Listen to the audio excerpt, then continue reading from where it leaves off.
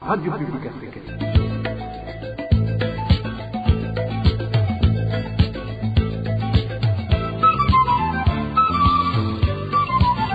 Radio Publique Africaine.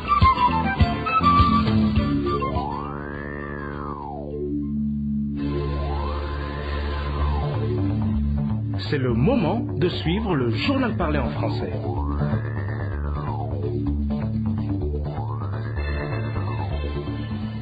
Bonjour et bienvenue mesdames et messieurs dans cette édition du vendredi 14 mai 2021. Bob Lugurika est à la présentation de ce journal dont voici les titres.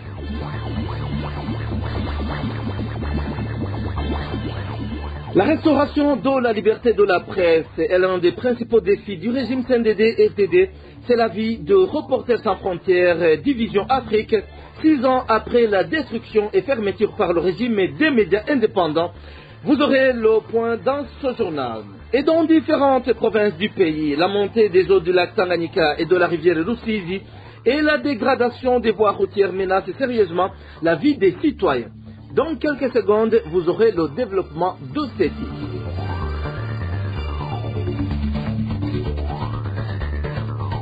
6 ans, jour pour jour, 4 médias burundais indépendants ont été violemment détruits par des agents de l'État au lendemain de l'échec du coup d'État tenté par un groupe d'officiers de l'armée de la police. En mai 2015, les stations de radio Bonesha FM, Radio Isanganiro, Radio Publique Africaine et la radio-télévision Renaissance ont été la cible des attaques menées par des forces loyalistes à feu le président Pierre Nkurunziza qui ont saccagé et réduit en cendres les locaux de certains de ces médias ainsi que leur matériel. Jusqu'aujourd'hui, aucune enquête n'a été menée par la justice burundaise pour retrouver les responsables et rétablir également les médias victimes de ces actes de vandalisme. Et à propos, le rétablissement de la liberté de la presse est une condition sine qua non pour la résolution de la crise que connaît le Burundi. Déclaration du directeur de Reporters sans frontières, Bureau Afrique, Arnaud Froger, explique que la suppression des mandats d'arrêt émis à l'encontre de certains journalistes et la mise en place des conditions de sécurité favorables au retour des médias indépendants au pays sont les défis majeurs que le gouvernement en place doit impérativement relever. Suivez plutôt Arnaud Froger. Ce que l'on constate, c'est que des démarches ont été menées pour que ces médias-là puissent reprendre leurs activités. Ça reste incomplet, puisque tous n'ont pas pu reprendre leur activité, que la question des journalistes en exil demeure ouverte. Le retour de ces médias-là et de ces journalistes-là est un objectif pour les autorités burundaises et pourront être enregistrés dans un futur prochain. Tout n'est pas achevé, malheureusement. Tous ces médias n'ont pas repris leur activité. Et qui plus est, tous les journalistes qui se trouvent en exil n'ont pas pour l'instant reçu de garanties suffisantes en matière de sécurité pour pouvoir revenir exercer librement et en toute sécurité leur métier au Burundi. Donc les futurs progrès du Burundi en matière de liberté de la presse s'apprécieront à l'aune de la réalisation de ces objectifs ou non. Il faut que les autorités burundaises mettent en accord la volonté qui a été exprimée par le nouveau président de normaliser les relations et de régler les différends avec les médias et les journalistes sanctionnés et les actes. Donc il va falloir que les autorités burundaises clarifient leur position. La sortie ultime de cette crise passera nécessairement par le retour des journalistes et des médias dans leur pays. C'est une condition indispensable et incontournable à la sortie de crise. Si les autorités burundaises en sont conscientes et sont sincères dans leur volonté de normaliser les relations avec les médias, eh bien elles doivent faire en sorte que les journalistes et les médias ne soient plus poursuivis et puissent rentrer chez eux, y exercer leur activité en toute sécurité et en toute indépendance et en toute liberté. Arnaud Froger précise que le gouvernement du Burundi doit également mettre fin à la culture d'impunité des crimes commis contre les journalistes et au maintien dans l'espace médiatique soliloque. Encore une fois, Arnaud Froger. C'est un avenir qui reste malheureusement encore incertain et ça passe pas seulement par des garanties individuelles, ça passe aussi par un changement de culture de la présentation des médias qui s'est développé pendant plusieurs années avec des pressions qui étaient extrêmement importantes, parfois de type sectaire. Quand vous réunissez les journalistes et les médias pour des séances de moralisation tenues par, en l'occurrence, l'ancien président lui-même, on est vraiment dans un système propagandiste faire en sorte que les journalistes s'auto-censurent, ou en tout cas savent très bien à quel risque ils sont exposés si jamais ils dévient de la ligne qui est imposée. Quand vous avez des milices proches du pouvoir qui n'ont de cesse d'agresser et d'intimider les journalistes depuis plusieurs années, ce sont évidemment des choses qu'il faudra changer. Donc sont attendues par les Burundais et par les journalistes et médias burundais. Voilà, reste maintenant à mener une vraie politique beaucoup plus favorable à la liberté de la presse, et le retour et l'autorisation pour tous les médias qui avaient été saccagés et ou sanctionnés, que tous ces médias-là puissent reprendre leur activité, le fait d'avoir des médias publics qui ne soient pas simplement des médias de propagande du régime, une culture de l'impunité dont il faudra se débarrasser, le fait de ne plus censurer Internet de manière générale et puis l'abandon des poursuites contre les journalistes accusés d'avoir participé à la tentative de putsch alors qu'ils n'avaient fait que recouvrir la crise. Une courte pause et nous entamons la page environnement de ce journal. Plus de 5000 personnes de différentes collines de la zone Rukaramu sont dans la désolation. Ils ont dû quitter leur ménage envahi par des eaux. Rassemblés tout près de l'aéroport de Bujumbura, ils demandent au gouvernement une aide d'urgence. Suivez le témoignage de l'un de ces habitants de la zone Rukaramu au micro de la RPA. twebwe abanyagihugu bo muri zone ya Rukaramu cyane cyane ku mutumba wa Kinyinya gatatu turagowe turakeneye ubufasha cyane. Nous, les habitants de la zone Rukaramu, particulièrement ceux de la colline Kinyinya 3, nous sommes malheureux et avons besoin d'aide. Toute la colline a été inondée et tout le monde a déménagé. Les responsables collinaires nous ont rassemblés pour nous installer dans un espace situé non loin de l'aéroport, sur la route qui passe par l'hôtel club du lac Tanganyika. Chacun a essayé de se débrouiller en construisant une maisonnette en tente pour que les enfants aient de l'abri. Par exemple, sur la colline Kinyinya 3, nous avons 3500 victimes, hormis les enfants. Sur la colline Kinyinya 2, on dénombre 2670 personnes. Il y a aussi des gens de la colline Kinyinya 1 qui continuent de déménager, surtout ceux qui habitaient la localité proche des rizières, car les eaux progressent de plus en plus. Même si on avait des tentes appropriées, on ne peut pas trouver des branches d'arbres pour bien monter les abris. Nous étions habitués au problème des élèves qui n'ont pas où étudier, mais actuellement, ces élèves ne peuvent même plus trouver où conserver leurs cahiers. Nous demandons au gouvernement de nous venir en aide, à nous octroyer des tentes, étant donné que nous sommes dans une période pluvieuse. Nous lançons également un appel au ministère de la Solidarité d'effectuer une descente sur les lieux et nous aider tant qu'il est encore temps. Sinon, la situation pourrait dégénérer.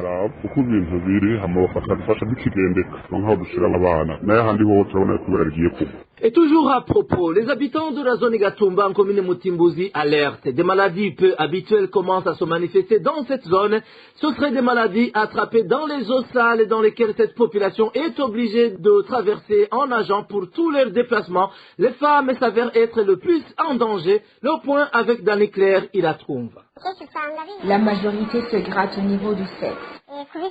Il s'agit d'une femme de la zone Gatumba qui nous décrit la situation dans laquelle se trouve une bonne partie de femmes de cette zone. Les femmes atteintes de la maladie ont toutes des sensations de brûlure. Il s'agirait des infections. La majorité des femmes qui vont se faire soigner, on leur dit qu'elles ont des infections. Ce serait à cause de l'eau très sale dans laquelle elles passent tout leur temps ces derniers temps. C'est eau qui a envahi la localité et dans laquelle sont obligés de passer à chaque mouvement. Les habitats de la zone Gatumba est mélangée à la matière fécale. La quasi-totalité des toilettes de la localité ont débordé pour déverser dans l'eau qui saigne depuis plus d'un mois. Quand on se déplace à l'intérieur de ces eaux, elles arrivent au niveau des cuisses. Ça cause des infections. Ce sont des eaux très sales. Elles sont mélangées aux déchets des latrines. Une bonne partie de la population de Gatumba souffre également de la mycose. Les cas de mycose se sont également multipliés. Elles menacent beaucoup plus les gens qui habitent le quartier Mushasha parce que c'est cette partie qui est inondée depuis une longue période. Une source dans des structures sanitaires en place confirme la multiplication des cas de femmes qui souffrent d'infections parmi celles qui se rendent dans ces structures pour des soins. Cette source souligne également la multiplication des cas de paludisme. Merci à toi, Daniclaire et Ilatkoumva. Désolation totale au sein des populations victimes des inondations dues à la montée des eaux du lac Tanganyika et au débordement de la rivière Rusizi. Ces populations se sentent délaissées et appellent le gouvernement à sortir de son silence. Le point avec Jean-Marie Rukundo. Ils sont des milliers de la zone Gatumba en province Bujumbura à Kabonga en commune Nyanzalak, de la province Makamba en passant par le Monge. Les personnes sont menacées par la montée des zones du lac Tanganyika d'une part et par les inondations de la rivière Rusizi d'autre part. En zone Gatumba, plus de 50 000 personnes vivent de cette situation depuis 2020. Depuis son lundi, la situation s'est encore une fois aggravée. La population se sent délaissée. La population est arrivée au point de dire qu'elle n'a plus besoin d'aide alimentaire, mais plutôt qu'elle veut voir le gouvernement se saisir de la question de la rivière pour l'utiliser. On dit que c'est une situation qui date de longtemps et qu'il n'y a pas d'action concrète de la part du gouvernement. Il semble ne pas être préoccupé par cette situation. La situation n'est pas également suffisamment médiatisée. À Rukarama, la zone frontalière de Gatumba, le nombre de sinistrés s'accroît chaque heure. C'était le cas encore le matin de ce vendredi. Elles sont trop nombreuses les personnes déjà affectées. Par exemple, à Kinyinya, hormis les enfants, les adultes touchés sont au nombre de 3500. À Kinyinya 2, les victimes sont au nombre de 2670. Les autres sont en train d'arriver en provenance de Kinyinya 1. Au sud du Burundi, en province de Rumonge, de nombreuses familles vivent aujourd'hui en milieu aquatique. Le risque d'accident est trop élevé.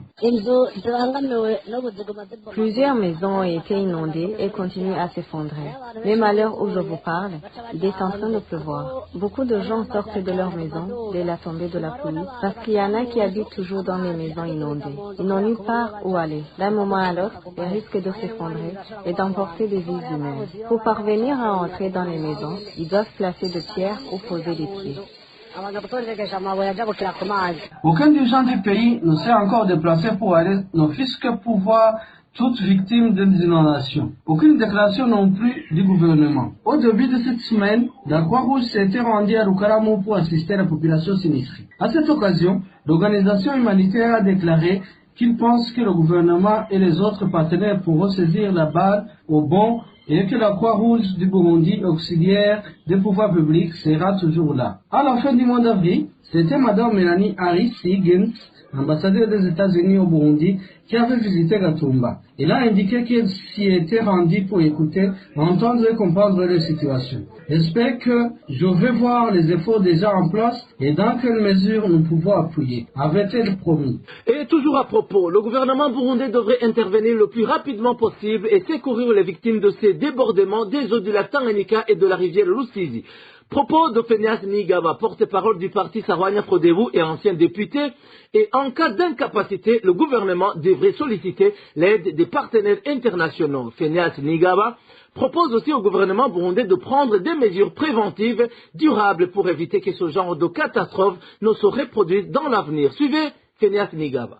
Et ces derniers jours, les eaux du lac Tanganyika, la rivière de la Rusizi et les autres rivières qui se déversent dans la Rusizi causaient beaucoup de dégâts sur les infrastructures des populations se trouvant dans la localité de Gatumba et dans la localité de Kajaga. La population a perdu beaucoup de choses, les maisons se sont détruites, les biens matériels ont été perdus. Il y a même des infrastructures publiques qui ont été détruites. Ici, je citerai des écoles et d'autres infrastructures publiques qui ont péri dans ces débordements. C'est une population qui a besoin d'une aide très urgente parce que nous voyons que si rien n'est fait, cette population va se désespérer. Nous proposons à ce que le gouvernement puisse intervenir en octroyant des aides à cette population qui se trouve dans cette situation très difficile. On interpelle les partenaires qui interviennent dans ce domaine de faire le tout pour appuyer le gouvernement à voir comment aider cette population en situation de détresse. Il faut prendre des mesures préventives parce que nous voyons qu'il y a des zones très dangereuses, des zones qui sont inondées dans lesquelles il ne faut pas construire, il ne faut pas laisser la population d'y construire et faire des études approfondies avant de donner des parcelles, avant d'urbaniser les milieux. En plus de cela, il faudra faire évacuer les gens qui se trouvent dans ces zones inondées, dans les milieux qui sont sécurisés, puisque la sécurité incombe à l'État. L'État doit tout faire. Page gouvernance à présent. La distribution du sucre en mairie de Bujumbura comporte plusieurs zones d'ombre, bien que la société productrice de cette denrée, la Sosumo, dit avoir donné plus de 200 tonnes aux grossistes depuis le début de ce mois de mai. Le sucre reste introuvable dans les magasins. Et depuis le début de cette pénurie, c'est l'océan total du côté du ministère en charge du commerce. Les détails avec Gloria Caneza. Du 5 au 10 mai courant est la période durant laquelle la Sosumo avait annoncé qu'elle distribuera du sucre aux grossistes de la mairie de Bujumbura. La société sucrière avait promis de leur donner au moins 280 tonnes de sucre. Mais l'espoir de retrouver cette denrée si chère pour les citadins n'a duré que quelques poussières de secondes. Après l'annonce de la fourniture de 140 tonnes le 5 mai courant, devant quelques alimentations qui avaient été approvisionnées, on y trouvait de longues files des acheteurs. Certains n'ont pu avoir qu'un seul kilo, tandis que d'autres sont rentrés mains vides. La situation se présente ainsi dans tous les quartiers de la capitale économique de Bujumbura. Ce mardi 11 mai, la Sosumo a encore annoncé avoir donné aux grossistes 140 tonnes, mais la pénurie persiste. Plus d'un s'interroge sur la destination de ces centaines de tonnes destinées à la population. Aujourd'hui, les parents qui envoient les enfants à l'école se rabattent au jus ou à d'autres limonades à la place du thé. Des solutions coûteuses, soulignent nos sources qui craignent de ne pas tenir si la pénurie perdure. Des informations en coulisses disent qu'il y a une bonne quantité du sucre qui est vendu aux fabricants des boissons prohibées, tandis que d'autres parlent d'une autre bonne quantité qui serait exportée frauduleusement. Le silence du ministère en charge du commerce suscite aussi des interrogations. Merci à toi aussi, Gloria Caneza. Parlons toujours économie. Hausse depuis ce lundi des taxes sur les denrées alimentaires et bétail en commune Gitega de la province Gitega. Certaines taxes ont été majorées de plus de 2 fois. Les habitants de Gitega craignent une montée des prix de denrées alimentaires. Le point avec Eric Nyonzima. Lundi de cette semaine, l'administrateur de la commune Gitega, Jacques Ndouimana, a sorti une note fixant les nouvelles taxes sur les denrées alimentaires et bétail vendus sur les marchés de sa commune. Sur base de la dite note, la taxe sur 1 kg de haricots est passée de 2 francs à 5 francs, ce qui signifie qu'un véhicule de type Fuso de 2 tonnes de haricots payera une taxe de 10 000 francs. Le riz paddy, dont la taxe était fixée à 5 francs le kilo, a été haussé à 10 francs le kilo. Le véhicule de type Propox ou Carina, fin de manioc, patates douces, petits pois ou corocase payera une taxe de 2 000 francs au lieu de 1 000 francs. Concernant le bétail, la taxe sur une chèvre passe de 500 francs à 1 500 francs. Avec la nouvelle mesure, la taxe pour une vache est multipliée par 2. Désormais, ils payeront 5 000 francs au lieu de 2 500 francs. Les habitants de Gitega craignent déjà la hausse des prix des denrées alimentaires les prochains jours. Ils demandent donc au gouvernement de revoir cette mesure dont les conséquences tombent sur eux. Économie toujours. L'économie du pays sera développée par de bons projets et non par les contributions arrachées à la population. Gabriel Rufiri, président de l'OLICOM, demande au gouvernement burundais de ne pas soumettre la population à des lois fiscales qui vont les enfoncer dans leur paupérisation. Il réagit au contenu du projet de loi budgétaire exercice 2021-2022. Suivez plutôt Gabriel Rufiri. L'OLICOM vient d'être surpris d'entendre que le gouvernement du Burundi décide sans aucune concertation de revoir à la hausse le prix de la carte d'assurance maladie. Il est vraiment anormal de voir que la carte qui coûtait 3 000 francs va coûter entre 25 000 et 100 000 francs selon le standing de la personne concernée. Donc pour l'OLICOM et surtout pour la campagne contre la vie chère au Burundi, nous voyons que le gouvernement du Burundi, au lieu de penser à la misère qui guette la population burundaise, pense seulement au cissement des citoyens qui ne savent pas sur quel pied danser. Un citoyen burundais a par an un revenu de 264 dollars américains, c'est-à-dire que par jour, il a moins d'un dollar. Je rappelle que le Burundi est le premier pays le plus pauvre au monde et le dernier pays le plus riche au monde. plus de 70% de la population burundaise vit en dessous du seuil de la pauvreté. Donc, nous voyons que ce genre de mesures, ce sont des mesures qui condamnent davantage le citoyen burundais et qui est déjà dans une situation alarmante en matière de pauvreté. Je voudrais aussi rappeler que le taux de croissance économique continue à chuter, de tel point qu'aujourd'hui, le Burundi enregistre un taux de croissance économique négatif d'au moins 3,2%. Donc, dans d'autres situations, revoir à la hausse les frais qui sont demandés à la population burundaise, c'est vraiment les condamner doublement. Nous demandons à ce que le Parlement fasse tout pour que les choses puissent avancer dans le droit chemin. Le RICOM recommande que cette mesure soit suspendue en attendant les études approfondies qui vont viser réellement ce que cette mesure va apporter à cette même population. Cette carte d'assistance médicale coûte actuellement 3 000 francs burundais. Le gouvernement veut qu'il passe à 25 000 pour les moins nantis et à 100 000 francs burundais pour les plus aisés. Et on paye. Et puis, travaux publics à présent. Paralysie de la circulation sur le tronçon Mabanda-Nyanzarake depuis mardi de cette semaine en cours. Cette route est coupée dans la localité appelée Rukonwe, ce qui perturbe les passagers qui empruntent la route et la livraison des marchandises dans la localité. Les détails avec Eloge Cuisera. La circulation sur la route nationale 3, précisément sur le tronçon Mabanda-Nyanzarake, est paralysée depuis déjà 3 jours. Un véhicule quittant une de ces communes ne peut pas aller jusque dans l'autre. Les passagers sont obligés de continuer le voyage à pied, l'un des témoins. C'est vrai, entre Mabanda et Nyanzarake, la circulation n'est plus possible. Aucun véhicule ne peut traverser. Les véhicules font demi-tour quand ils arrivent là où la route s'est coupée. Quant aux passagers, ils continuent le voyage à pied. Ceux qui ont des bagages, ils les portent sur la tête ou bien diminuent la quantité pour faciliter la traversée de l'espace qui est très profond. Les conséquences sont donc multiples, surtout pour les commerçants car ils doivent dépenser beaucoup pour faire parvenir les marchandises à la population.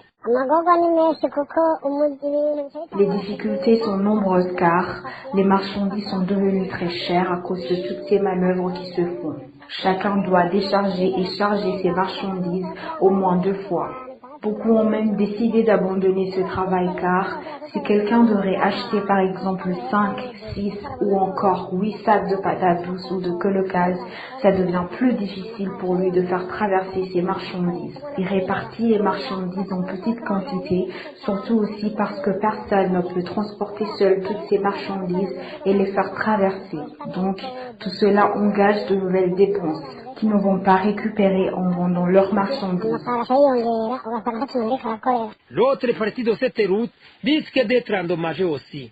Ces usagers signalent que la montagne surplombante s'est effondrée. À tout moment, la partie pourrait à son tour être coupée. Et toujours à propos des travaux publics, la province de Rumongue est sur le point d'être coupée d'autres provinces du pays. Différentes routes menant vers la province ne passent pas actuellement. Une des principales conséquences de cette situation est le manque de certaines denrées alimentaires qui provenaient d'autres provinces. Les détails avec Elvis Nyomungere. L'approvisionnement de la province de Rumongue en octubre devient de plus en plus difficile suite à l'état d'effectuer des différents axes routiers menant vers cette province. Les habitants de Rumongue donnent l'exemple de l'axe Rumongue-Bujumbura coupé au niveau de Kirasa ainsi que l'axe Rumongue-Makamba coupé à Rukonwe. Les conséquences qui en découlent se répercutent sur les habitants de Rumongue comme les d'entre eux le témoignent. Actuellement, il est difficile de trouver des pommes de terre à Rumongue car elles provenaient soit des provinces Lutana et Makamba, soit de la province Kayanza et transitées par Bujumbura. Nous manquons également des colocases qui provenaient de la commune Kayogoro.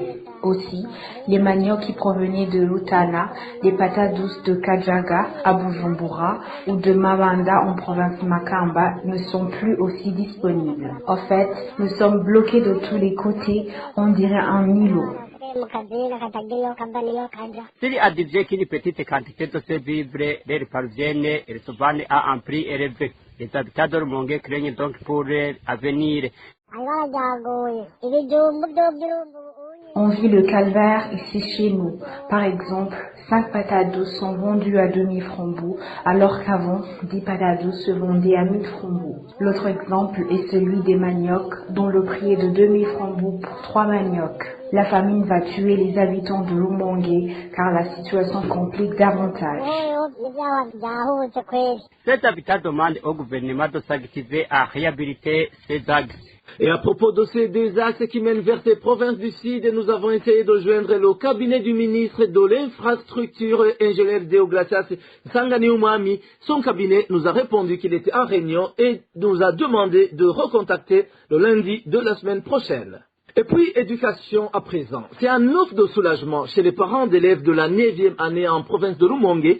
La direction de l'enseignement dans cette province vient d'annuler sa décision d'interner ses enfants durant 4 jours dans le but de les faciliter à se préparer au concours national et à relever le rendement, avait expliqué l'autorité dans le secteur. La mesure avait inquiété les parents qui s'interrogeaient sur les conditions de séjour de leurs enfants, mais aussi sur le suivi. Isaac Ndikurio, directeur de l'enseignement à Rumongue, a fait savoir qu'il n'y a plus suffisamment de temps pour tout mettre en ordre. Chaque élève devrait d'abord faire le test Covid-19 pour éviter des cas de contamination à la Covid-19 durant cette période. Ce concours national aura lieu les 25, 26 et 27 de ce mois de mai. Hors de nos frontières à présent, l'exclusion d'une catégorie de réfugiés de Mahama de la liste des bénéficiaires d'aide ne fera qu'empirer la situation de ces réfugiés qui avaient déjà du mal à s'en sortir. Propos du président du réseau des jeunes pour la défense de leurs droits, la solidarité et le développement, Regesode Isere en sigle. Pour Roch Videri, cette mesure risque de créer des tensions, non seulement au sein des réfugiés eux-mêmes, mais également dans les ménages avoisinants locaux. Suivez Roch Videri.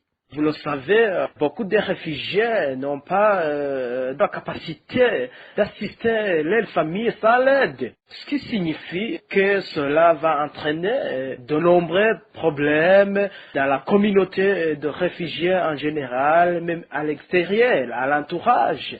Vraiment, je dirais que les jeunes vont bientôt abandonner les études, car beaucoup de jeunes les ont trouvés en 3e catégorie.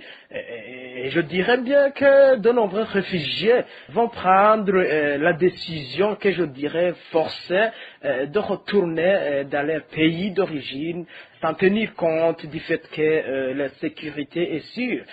Cette catégorisation, jugée d'injuste par les réfugiés, Roch Videri en appelle à la sagesse du HCR qui devrait consulter les responsables du camp afin que l'aide à l'identification des vrais nécessiteux. Encore une fois, Roch Videri. À Regesode Isere, nous avons trouvé que ce n'est pas bien fait car en 3e catégorie, il y a beaucoup de jeunes qui cherchent les preuves d'enregistrement, qui n'ont pas d'emploi ou de soutien de nulle part. Aussi, nous avons trouvé en 3e catégorie d'autres familles qui ne sont pas à mesure de nourrir ou d'aider les familles, mais qui ont la capacité de nourrir, d'aider les familles, les ont trouvés dans la 1re catégorie.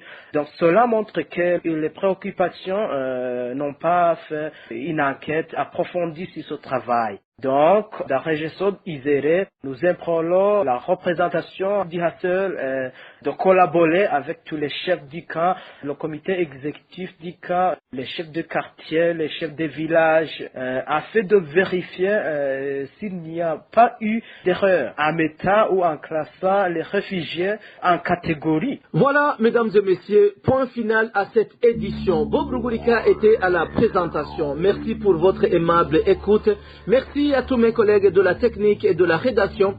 Prochain rendez-vous de ce journal, ce sera demain à la même heure. Et d'ici là, portez-vous bien et bon week-end.